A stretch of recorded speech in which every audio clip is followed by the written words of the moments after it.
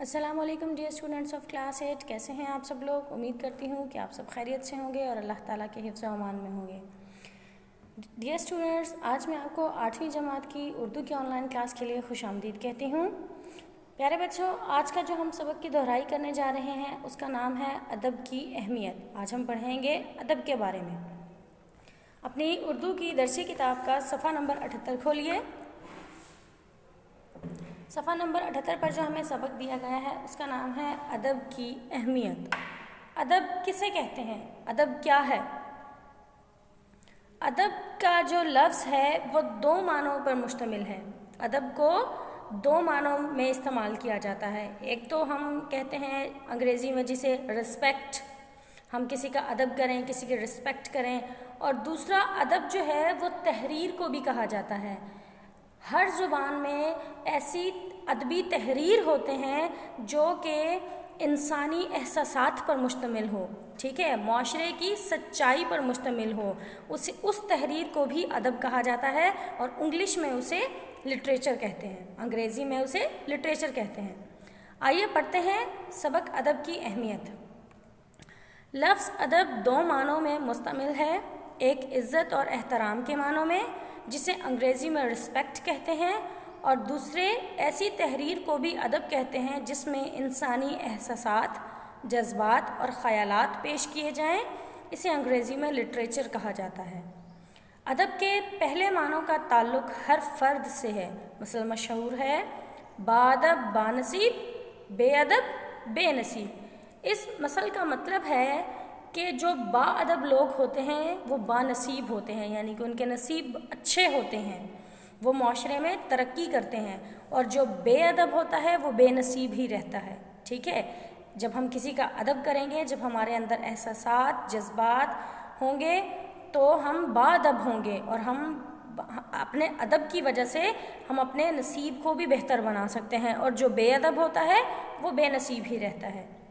जबकि अदब के दूसरे मानों का ताल्लुक़ हर फ़र्द से नहीं होता, लेकिन हर शख्स इससे फ़ायदा उठाता है, क्योंकि ये एक ऐसी उम्दा तहरीर होती है जिससे ज़हनी और क़ल्बी आसूदगी हासिल होती है। आसूदगी का क्या मतलब है, आराम, चैन, सुकून।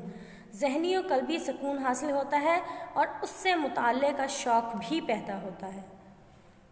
अदब दुनिया की हर ज़ुबान में लिखा जाता है। अरबी, फ़ारसी, अंग्रेज़ी, चीनी, जर्मन, उर्दू, सिंधी, पंजाबी, पश्तो वगैरह।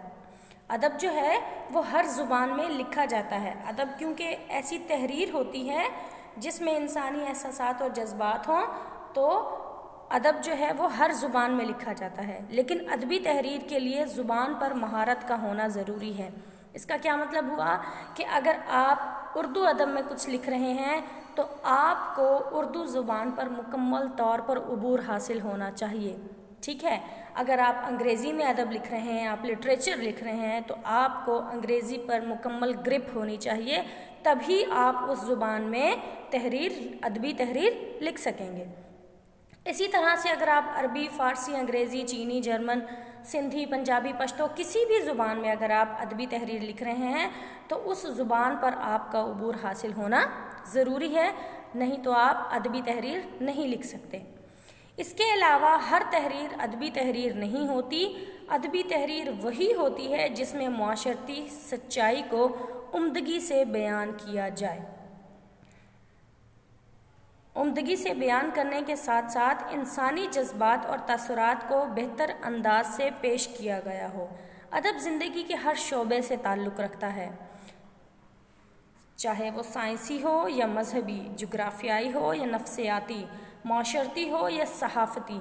अदब तो हमें हर जगह पर इस्तेमाल करना है ना। अदब तो हम हर जगह पर, हर अपने से बड़ों का अदब करते हैं, ठीक है, अपने से छोटों का एहतराम करते हैं, उनसे शफ़क़त से पेश आते हैं, अपने असातिज़ा का अदब करते हैं, अपने बुज़ुर्गों का अदब करते हैं। ज़िंदगी में किसी भी फील्ड में आप चली जाएं, किसी भी जगह पे चली जाएं, वहाँ पे आपको बड़े मिलेंगे आपके। और अदब व एहतराम, इख़लाक़ जो है वो आपका झलकता है आपके बात करने के तरीके से, आपके बोलने चालने से, आपके उठने बैठने से, दूसरों से आप किस तरह से गुफ्तगू करते हैं, इन सब चीज़ों में जो है वो अदब नज़र आता है। ادب زندگی کے ہر شعبے سے تعلق رکھتا ہے، چاہے وہ سائنسی ہو یا مذہبی، جغرافیائی ہو یا نفسیاتی، معاشرتی ہو یا صحافتی۔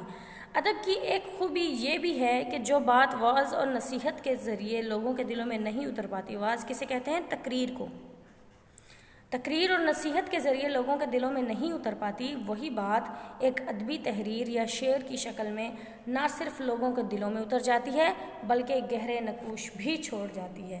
اچھا بچوں، ادب جو ہے وہ دو طرح سے لکھا جاتا ہے، ایک نثر کے ذریعے اور ایک شعر کی صورت میں، ایک نثر کی صورت میں اور دوسرا نظم کی صورت میں، یعنی کہ شعر کی صورت میں، ٹھیک ہے۔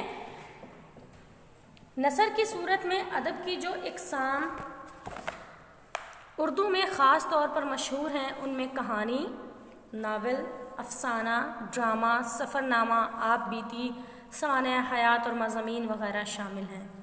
نظم شاعری کی شکل میں حمد، نعت، غزل، قصیدہ اور مرثیہ وغیرہ اردو ادب میں بہت مقبول ہیں۔